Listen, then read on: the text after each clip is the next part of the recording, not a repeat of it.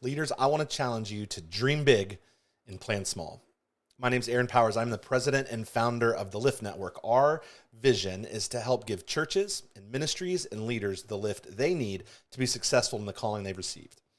In 2011, June to be specific, I led a team of volunteers to respond to a horrific tornado that swept through Joplin, Missouri.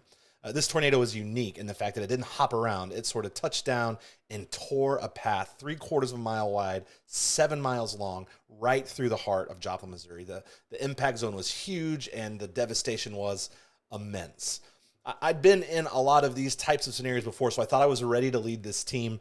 I was excited, I was geared up, and we set a goal for ourselves that we were going to restore order and hope to the city of Joplin in our 1 week there.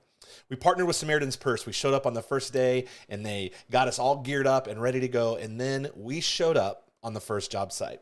Our mission for our first house was to help a homeowner clear through the rubble and get everything to the edge of the street so that trash could come by and pick it up. This particular house happened to be on the top of a hill that overlooked the entire devastation area. It was a 360-degree view of devastation. Now, I typically have a bias towards action. It's hard to get me to lock up. I'm typically go, go, go, do. But I stood there in the middle of that devastation and I looked around and I froze. All I could see around me was the destruction. And I began to wonder, how is it possible to ever restore hope or order to this place?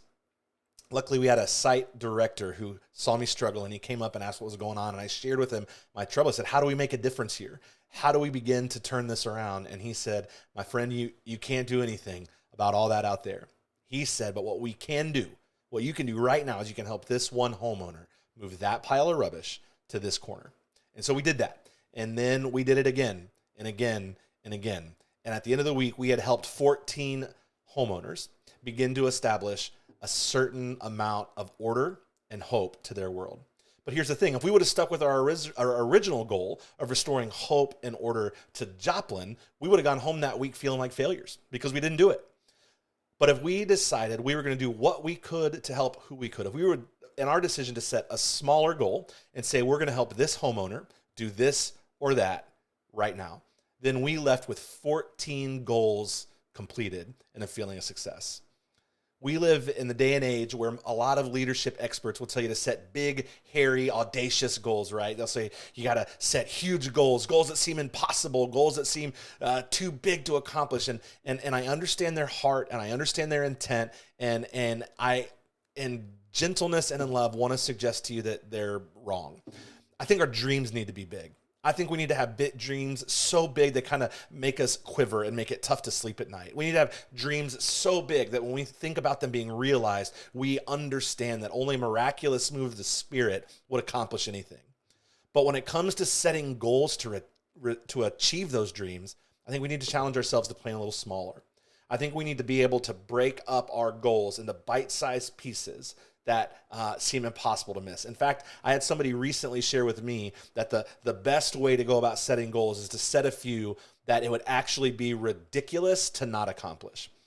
And so as we begin to set our goals, I want to challenge you to take a look and seek out God for this God-sized vision that he's given to you and dare to dream big, right? But then as you begin to plan with yourself, with your team, with your trusted advisors, whoever that is, I also want to dare you to plan small. Remember that we are inheriting a kingdom work that existed long before us and will continue long after us. And so our mission is simply to keep it going and to pass the baton to the next guy.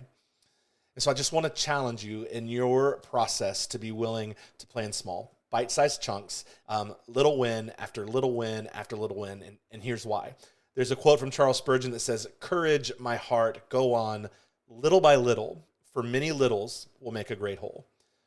That's my heart for you, is that at the end of your year, at the end of your career, at the end of your ministry time, that you would look back and you will see that through you, God has accomplished a great whole. But in order for that to happen, I want to issue you the challenge to continue to go on setting goals little by little by little.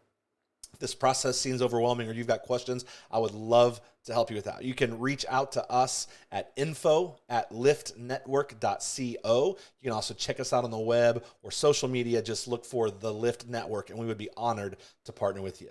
Until then, I am praying for you and daring you to plan small.